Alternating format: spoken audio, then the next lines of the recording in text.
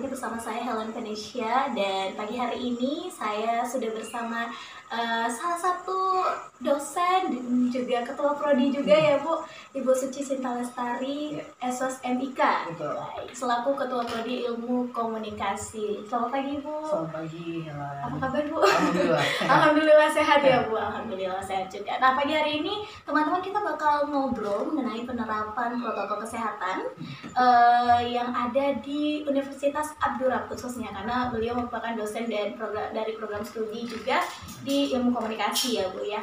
Tapi sebelum kita tanya lebih lanjut, Ibu sejauh ini kesibukannya gimana Bu?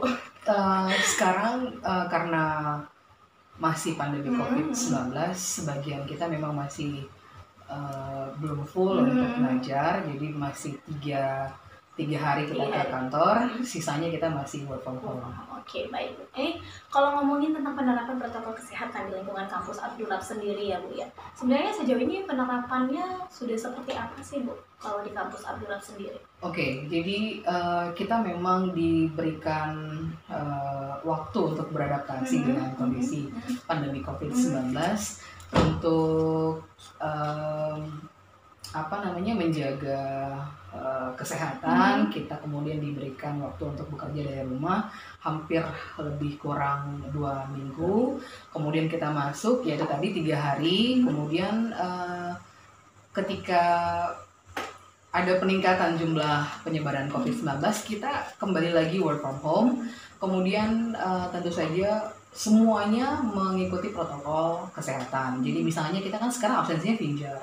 Nah itu disediakan hand sanitizer. Kemudian kita ditempatkan di satu ruangan, tapi memang jaraknya itu ditentukan. Kemudian jika diperlukan, misalnya sakit, merasa tidak sehat, tidak enak badan, itu boleh untuk tidak masuk gitu. Jadi memang dianjurkan untuk di rumah saja.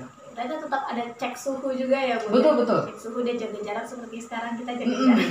Cek suhu itu pasti. Jadi begitu masuk ke rektorat tuh harus cek suhu dulu. Oke, baik. Sejauh ini Bu, kira-kira apa aja sih, atau sudah adakah dari pemerintah sendiri atau pihak yang berwenang gitu untuk memberikan berupa kayak bantuan atau mungkin menjembatani pihak kampus sendiri untuk kegiatan kampus sendiri gitu? Oke. Untuk bantuan COVID tuh ada untuk mahasiswa dan kemudian ada juga untuk pekerja ya. Jadi kita sudah dapat keduanya. Untuk mahasiswa itu dapat bantuan uang SPP dan kemudian untuk pekerja juga mendapatkan bantuan gitu dari pemerintah. Jadi saya pikir sangat membantu ya, khususnya untuk mahasiswa yang memang banyak yang terdampak COVID orang tuanya, sehingga agak sulit untuk melunasi SPP tahun ini. Benar. Jadi sangat membantu. Sangat membantu ya Bu. Kayak misalnya itu termasuk bantuan berupa kuota seperti itu juga Bu? Oh iya, kuota juga ada. Jadi kuota sudah masuk. Jadi semua dosen dan mahasiswa sudah mengisi siakat, sudah mengisi sister. Di dalamnya itu ada data-data yang harus diisi, termasuk nomor telepon.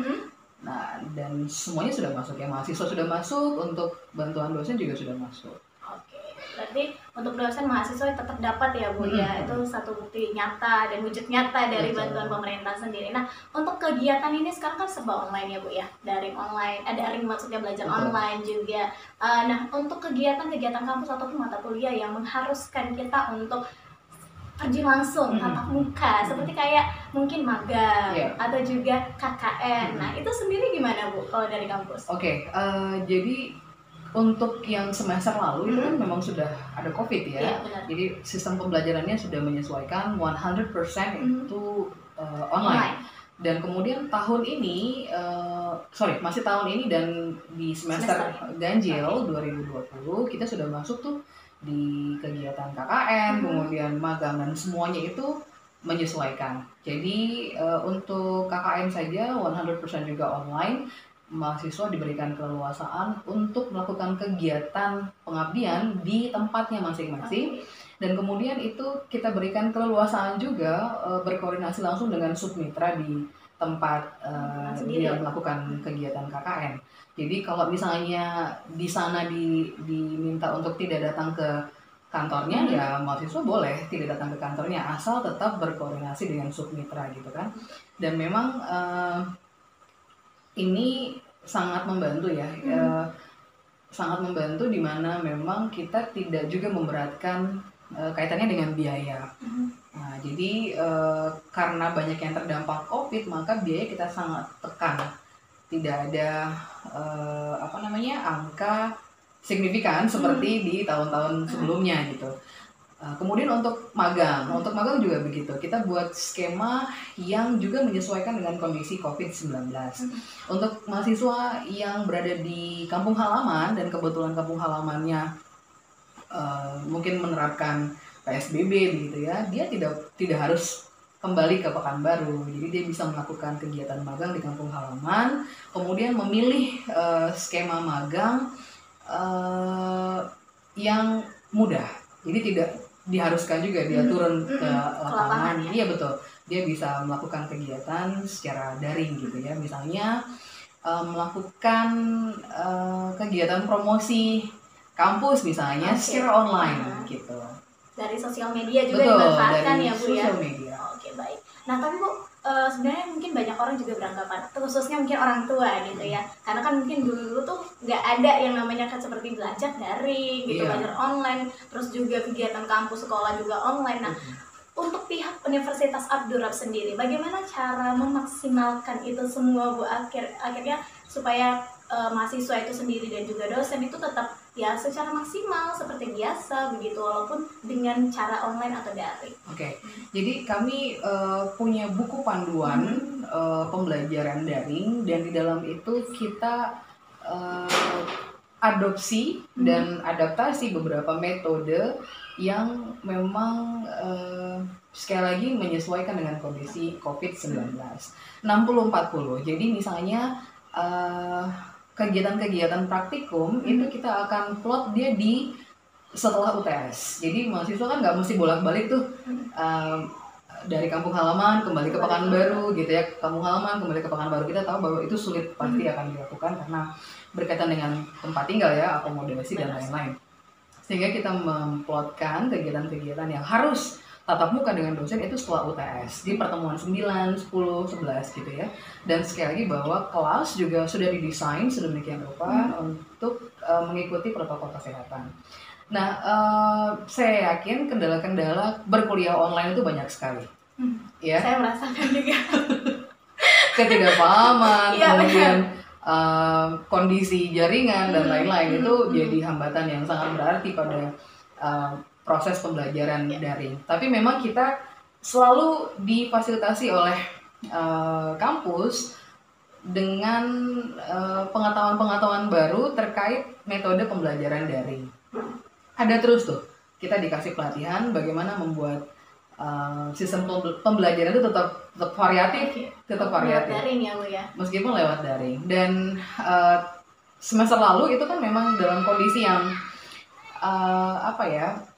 mendadak ya, yang semester lalu. Tapi semester ini kita insya Allah jauh lebih siap, dan metodenya jauh lebih variatif gitu. Jadi kita memang dosen itu diberikan pelatihan khusus untuk menghandle proses pembelajaran secara daring, dan mudah-mudahan ini nanti berdampak signifikan ke mahasiswa, jauh lebih paham. Betul. Baik. Nah Ibu, sebelum pamit Ibu, boleh Bu mungkin diajak teman-teman di luar sana ataupun mahasiswa Ibu khususnya pasti yang melihat atau mendengarkan nantinya ini untuk lebih menerapkan atau lebih patuh terhadap protokol kesehatan gitu Bu, karena kayaknya kalau diperhatikan anak-anak muda sekarang kayak aduh udahlah nggak apa-apa ini kayaknya selama belum tersentuh kayaknya bodo amat gitu ya Bu ya. Tapi mungkin dengan Ibu Suci langsung yang ngomong gitu nantinya mahasiswa sekalian juga lebih aware lagi sama kesehatan dan tetap menerapkan protokol kesehatan. Oke, saya yakin teman-teman mahasiswa paham betul bahwa ini tidak hanya tentang diri sendiri, tapi juga orang banyak. Kita juga sering mendengar bahwa soliter saat ini adalah solidaritas ya. kita sendiri di rumah mengisolasi diri, itu adalah kegiatan solidaritas ya, supaya orang tidak kemudian terjangkit virus corona. Nah, jadi untuk diingat dan dilakukan sebenarnya ya Bu ya, tetap menerapkan protokol kesehatan. Nah, perbincangan kita, obrolan santai kita bersama Ibu Suci Sinta Lestari ini selaku Ketua Prodi Ilmu Komunikasi dari Universitas Abdurrahman Pekanbaru. Dan kembali saya mengingatkan untuk seluruhnya untuk tetap menerapkan protokol kesehatan yang sudah ditetapkan pastinya untuk menjaga kita, dan juga seperti yang dikatakan Bu Suci tadi, orang lain, orang yang kita sayang, bahkan orang yang tidak kita kenal, untuk tetap terjaga kesehatannya dan terhindar dari virus corona. Akhir kata, saya Helen Venesia bersama Ibu Suci Sinta Lestari mengucapkan terima kasih banyak. Assalamualaikum warahmatullahi wabarakatuh.